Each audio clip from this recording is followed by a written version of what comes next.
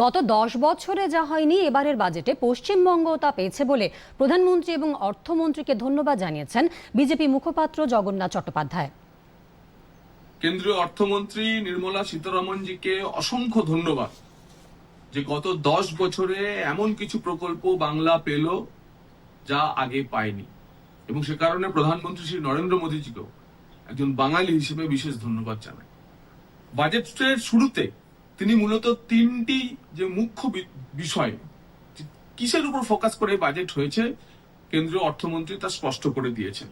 এক হচ্ছে overall growth, দুই হচ্ছে যে অ্যাসপিরেশন যা নতুন ভারতে, সেই অ্যাসপিরেশনকে লক্ষ্য করে তার জন্য কিছু পলিসি তৈরি করা, এবং সমাজের একেবারে অন্তদয় স্তরে উন্নয়নকে নিয়ে যাওয়ার জন্য সবকা সাথ সবকা বিকাশের যে মন্ত্র, সেই ধরনের অন্তদয়ের ভুক্ত মানুষগুলোকে সহায়তা করা। এবার আসি বাংলা কি পেল।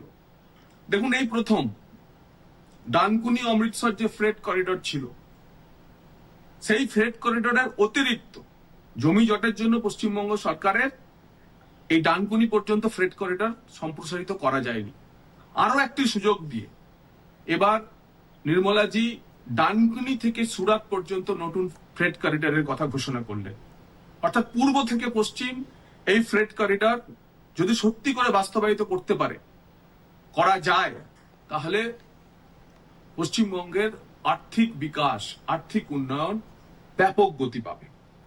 দুই, এই ডানকুনি সুরাট ফ্রেট করিডরকে কেন্দ্র করে, পূর্ব আর পশ্চিমে সংযোগ করে এই ফ্রেট করিডরকে কেন্দ্র করে 20টি ইনল্যান্ড ওয়াটারওয়েজ তৈরি করা হবে।